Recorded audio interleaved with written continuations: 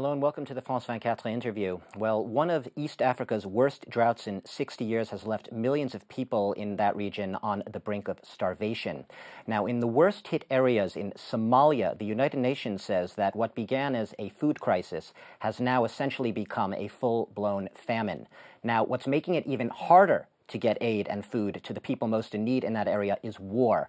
Islamist militants linked to al-Qaeda terrorists are controlling many of the famine zones, just what you need when you're working for a food program, trying to get the aid to where it's needed, such as my guest today, Marie Wenzel, with the World Food Program, one of the largest humanitarian organizations of your kind in the world. This did not come out of nowhere. You've been monitoring this. You've been sounding the alerts on a possible developing famine crisis for months. You chose now to sort of sound that alarm and say, yes, this is a famine. Why now, and what was the turning point?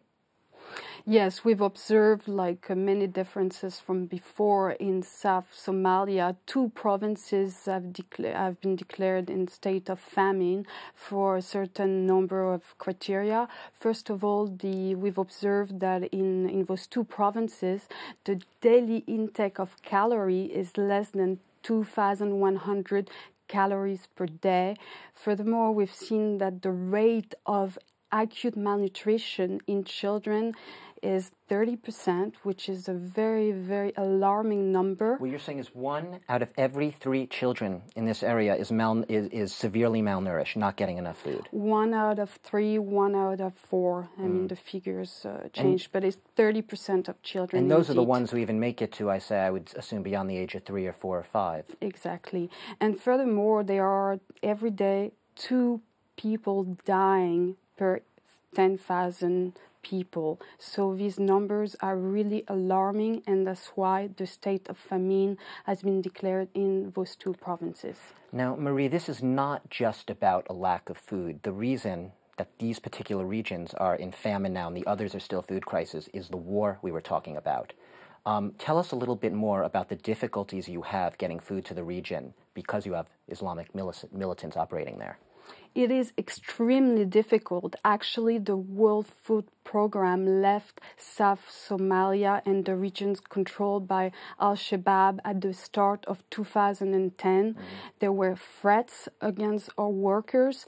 I have to stress that since 2008, 14 members of our staff have been killed in Somalia. In that region by the Shabaab militants? It's been in the whole of Somalia, yeah. So we have to be extremely careful. And I'd like to stress that also Al-Shabaab doesn't always talk with a unified voice. There are many different voices. And right now what we're doing, we're working closely with the humanitarian coordinator of the United Nations to make sure that we have access to that zone. Now, having access, that implies you actually have to work with these militants on the ground. The U.S. doesn't even recognize, they call the Shabaab terrorists. They won't have anything to do with them. How do you get around that obstacle? How does the UN get around that obstacle? You have to essentially give aid and money to terrorists. Not really. What we are doing right now is trying to get in touch, what the OCHA is doing, getting in touch with the commanders of Al-Shabaab to make sure that we can work on the ground. We need unhindered access and safe access because it's not only about bringing food in. What we need to do is we need to go on the ground, we need to evaluate the situation, deliver food, and put in place supply routes. And all this is a lot of work. It takes a lot of planning, and we want to work really as an independent organization to bring the food to the people who need it the most. Are they letting you do that right now, though? Are they allowing you in? We have heard reports in recent days to the effect that they were now going to agree to let aid workers like yourself into the area. Are they? That's what they say, but we need confirmation that we can do so because we have to make sure that the food goes to the people who need it the most, the women and the children. As I said just before, we need really unhindered access to those regions and safe access. This is obviously, as we said at the outset, not just about Somalia. This is affecting the whole Horn of Africa. We have Kenya, Ethiopia, Djibouti, Sudan, Eritrea. I guess the list can go on. And you have Somalis fleeing in the tens of thousands to refugee camps. How are you coping with the refugee situation, especially in Kenya? The refugee situation is alarming. I mean, we have people on the ground, people working for WFP, all telling us the same stories, men and women, and especially children arriving. They've worked for days in terrible conditions. They've been on the road. They've been attacked by bandits. They've had no food, no water. They arrive to the camp. They are in states of they have really high rate of malnutrition, especially amongst children.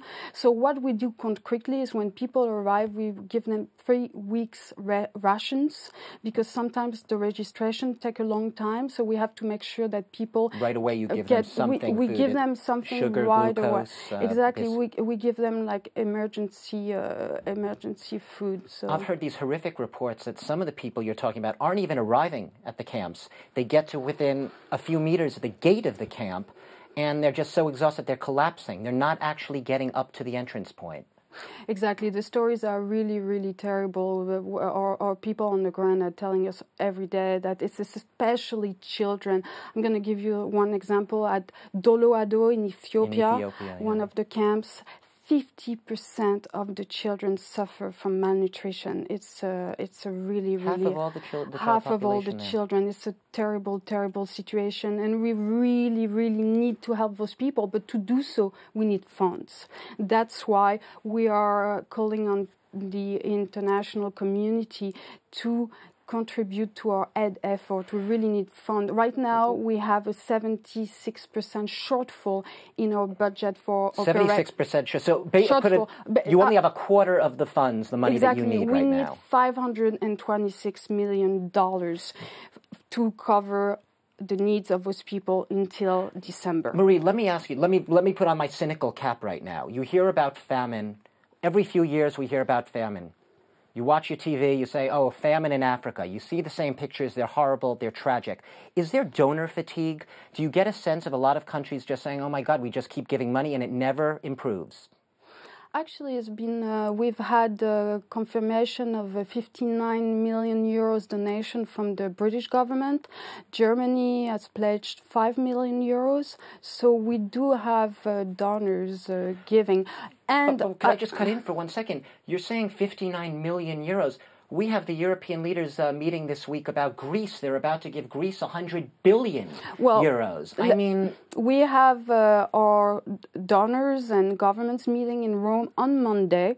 The France, as chair of the G20, has asked the FAO to convene a meeting where all the contribution, we hope a lot of governments may announce contributions. Do you think there is the willpower, the political will out there right now in the world community to give aid when aid is needed? Or do you always need to have these crises? Do you need to have an alarming famine? Do you need to have me sitting here speaking to you and you saying we're in a crisis now, there's a famine, to get money?